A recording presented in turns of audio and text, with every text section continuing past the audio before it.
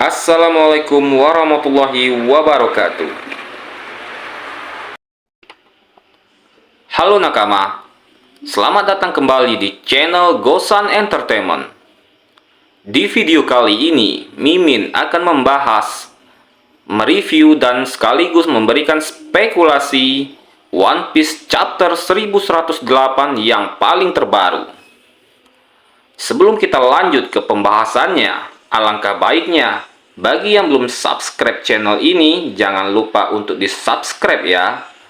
Karena subscribe-nya para nakama semuanya adalah sebagai bentuk dukungan yang teramat luar biasa. Oke nakama, dan ayo kita lanjut ke dalam pokok pembahasannya. Chapter 1108 ini diberi judul Perhatian Dunia. Ada beberapa hal yang akan kita bahas dalam review One Piece chapter 1108 ini. Chapter kali ini seperti isyarat, yang mana ini jadi awal pertarungan puncak di arc Egghead kali ini. Di dalam chapter sebelumnya, kita sama-sama melihat situasi tidak terduga terjadi, di mana Dr. Vegapunk terkena serangan dari Gorosei Saturn. Hal itu tentu membuat Dr. Vegapunk terluka parah dan tidak bisa bergerak. Kemunculan para bajak laut raksasa dari Elbaf pun juga menjadi salah satu yang menarik di chapter sebelumnya.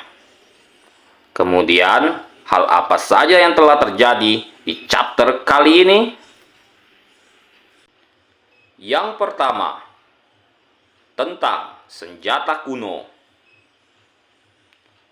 Chapter kali ini dibuka dengan scene lanjutan dari chapter sebelumnya, yaitu Caribou yang secara tidak sengaja bertemu dan melihat Van Augur dan Katarina Devon.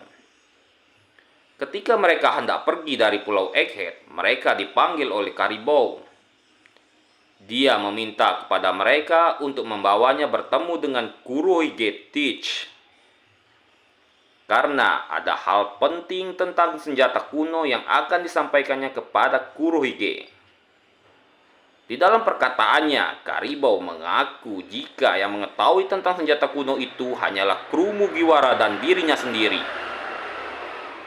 Tapi, kita tidak tahu apakah Caribou diajak pergi bersama mereka atau tidak. Jika Caribou pergi bersama mereka, besar kemungkinan Caribou akan bergabung dengan kelompok bajak laut Kurohige. Entah itu jadi kru, atau hanya jadi rekan. Karena Caribou bisa diandalkan Kurohige untuk menjadi mata-mata. Yang kedua, tentang Saul.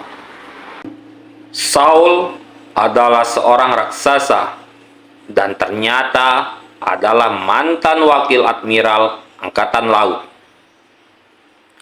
Saul ketika itu muncul dalam momen kilas balik Nico Robin.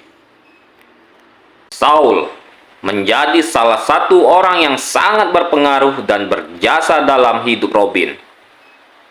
Saat terjadi serangan dari angkatan laut yang menyerbu Ohara ketika itu, dan dalam peristiwa Buster Call, Saul jadi sosok yang melindungi Robin. Yang paling menarik di sini adalah Saul sempat disangka tewas setelah dibekukan oleh Aokiji ketika itu. Tapi ternyata di chapter kali ini diketahui jika Saul ternyata masih hidup. Saul saat ini diketahui sedang berada di Pulau Elbaf dan bersembunyi dari perhatian dunia. Chapter 1108 ini memberikan beberapa petunjuk penting yang menceritakan tentang sosok seorang Saul. Yang pertama adalah terdapat di dalam salah satu halaman di chapter kali ini, yaitu ketika wakil Admiral Dol menyebutkan jika 20 tahun lalu dia pernah memiliki komandan yang merupakan seorang raksasa. Dan sosok tersebut tidak lain dan tidak bukan adalah Saul. Bahkan kekuatan dan kedahsyatan kekuatan dari Saul sendiri diakui oleh wakil admiral lainnya. Kemudian, petunjuk selanjutnya tentang Saul juga muncul ketika Dory dan Brogy mendengar nama Vegapunk saat Bonnie meminta mereka berdua untuk membantu Sanji, Luffy, dan Vegapunk yang masih terjebak di dalam pertempuran menghadapi Kizaru dan Gorosei Saturn.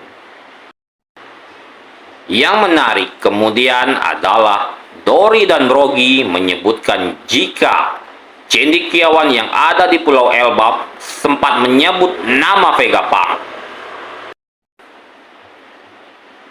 Jika melihat peristiwa yang terjadi, rasanya masuk akal jika cendekiawan yang dimaksud oleh Dory dan Brogy adalah Saul. Dan itu artinya kemungkinan besar Saul juga memiliki peranan dalam memerintahkan keduanya untuk menyelamatkan Dr. Vegapunk. Yang ketiga, munculnya Gear 5 model terbaru dan bangkitnya buah iblis Gorosei Saturn. Di dalam lanjutan pertarungan antara Luffy dan Sanji dalam menghadapi Kizaru dan Gorosei Saturn, nampak bagaimana Gorosei Saturn menggunakan wujud yang berbeda dari kekuatan buah iblisnya. Seperti yang dikatakan oleh Sanji di chapter terbaru kali ini, yaitu Saturn kelihatan sudah kehilangan sisi manusia di dalam dirinya. Itu karena yang mengendalikan tubuh Saturn adalah sosok iblis atau bahkan buah iblis tersebut. Dan ini sejalan seperti yang telah dijelaskan pada masa-masa sebelumnya. Karena buah iblis tipe Zoan cenderung memiliki pemikirannya sendiri. Selain itu, awakening buah iblis Zoan akan menghilangkan kesadaran atau kendali diri dari penggunanya. Selain awakening dari buah iblisnya Gorosei Saturn, di chapter terbaru kali ini juga diperlihatkan perubahan lain Luffy di saat menggunakan Gear 5-nya. Seperti yang diketahui bahwa biasanya Luffy ketika memakai Gear 5-nya akan selalu merasa senang, ceria, dan selalu tertawa. Tapi kemudian tiba-tiba berubah menjadi sangar dan menjadi serius.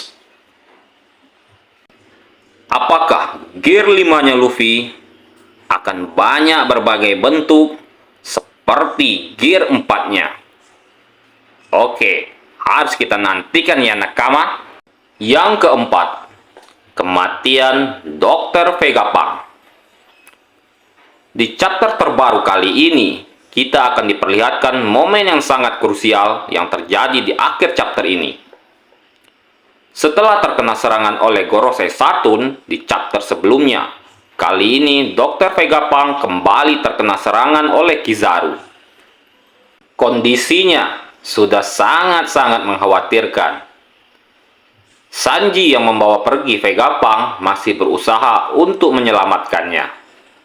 Namun, Dr. Vegapunk sudah tidak bisa bergerak lagi ataupun tersenyum. Memang belum ada pemberitahuan resmi apakah Dr. Vegapunk benaran tewas atau belum. Tapi, ada beberapa petunjuk mengenai hal ini. Yang pertama adalah paniknya Sanji melihat luka parah yang dialami Dr. Vegapunk.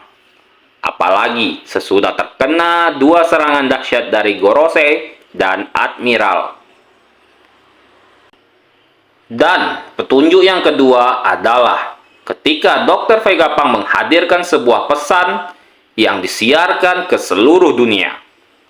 Seperti ada sebuah koneksi, sebuah alat, bahwa ketika Dr. Vegapunk tewas, maka rekaman tersebut secara otomatis akan aktif dan memberitahukan isi pesan tersebut. Yang kelima, terbongkarnya rahasia dunia. Di panel terakhir dalam chapter terbaru kali ini, Dr. Vega Pang menyiarkan sebuah pesan yang tersiar ke seluruh dunia. Dr. Vega Pang menyebutkan bahwa dia akan mengungkapkan rahasia besar yang akan sangat mengejutkan.